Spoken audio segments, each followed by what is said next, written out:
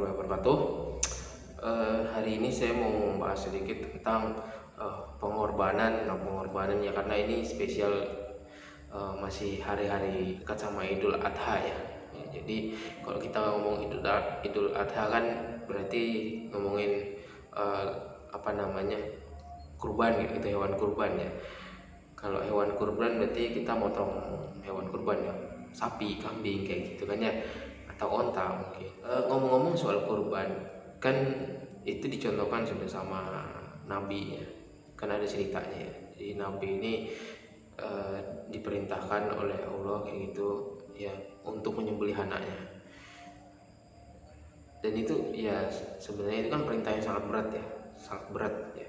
Mungkin teman-teman yang sudah berkeluarga, yang sudah punya anak, mungkin ya kalau misalkan langsung dapat perintah kayak gitu mungkin dibilang gila kali ya.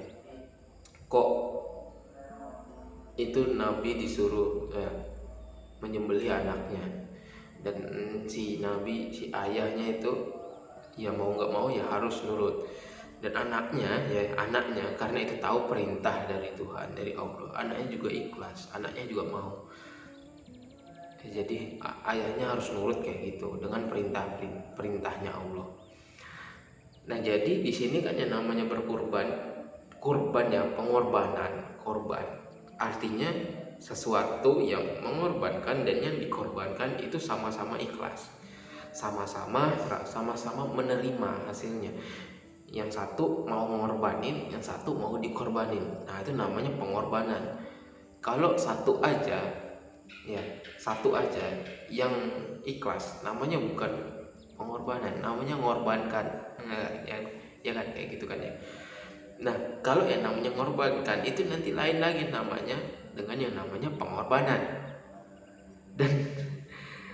Dan harusnya ya, kita berkorban itu kita harus tahu apa sih filosofisnya. Ya kan, berkorban kan menyembelih hewan.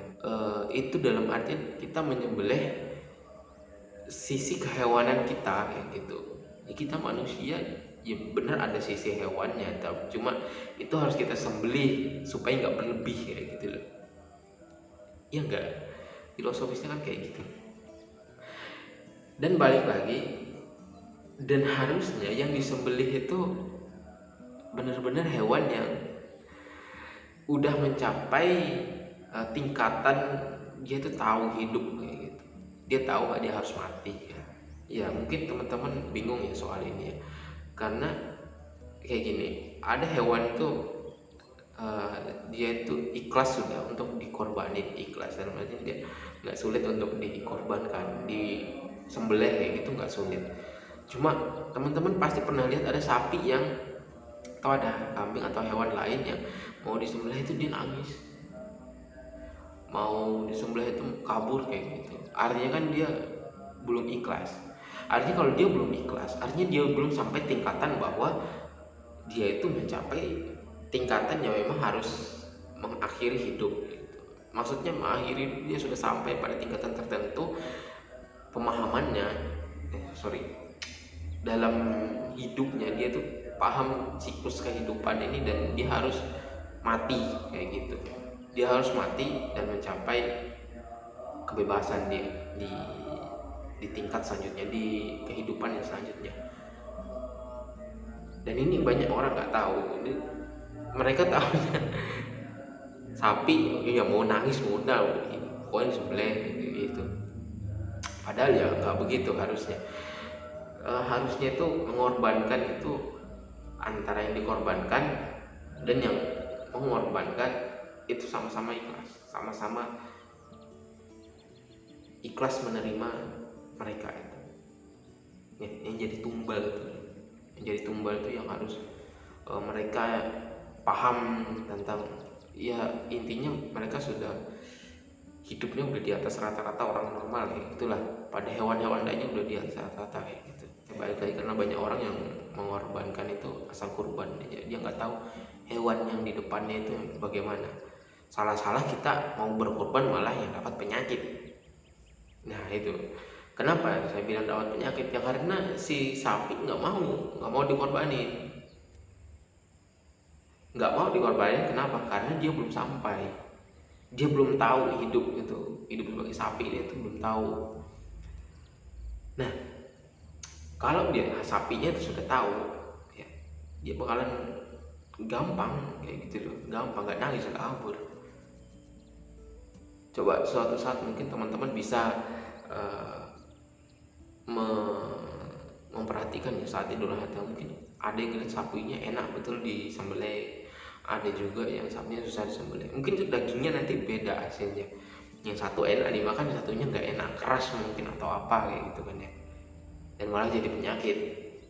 Ini sapinya masih mendam emosi dan emosinya jadi di dalam dagingnya itu, akhirnya jadi penyakit, jadi makan manusia aja.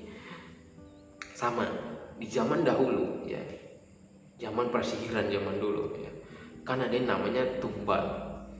Tumbal ini sama sebenarnya ya, tumbal itu sama. Ada tumbal manusia ya. Tumbal manusia juga bukan asal tumbal ya, tumbal atas nama Tuhan, yang mereka ya. Kita tumbal kurban ya, kurban atas nama Tuhan juga kan, cuma pakai sapi. Orang dulu tumbalnya ya atas nama Tuhan juga ya, ada yang pakai hewan, ada yang manusia. Nah, kenapa manusia? Karena si manusia ini dia sudah sampai ke taraf yang mana di hidupnya itu dia sudah yakin banget untuk mati gitu. Untuk mati dalam artian bukan mati karena terjerat masalah, karena tidak mau menyelesaikan masalah, itu enggak, tapi dia sudah selesai itu urusannya di bumi ini. Oke, mungkin saya nggak banyak cerita tentang ini dulu, nanti teman-teman bingung. Jadi manusia yang tipe begitu, yang sudah sampai taraf hidupnya sudah yakin ya, dia sudah siap untuk mati. Nah, kalau sudah siap untuk mati, artinya ya dia sudah siap ditumbalin, kondisi tubuhnya bagus.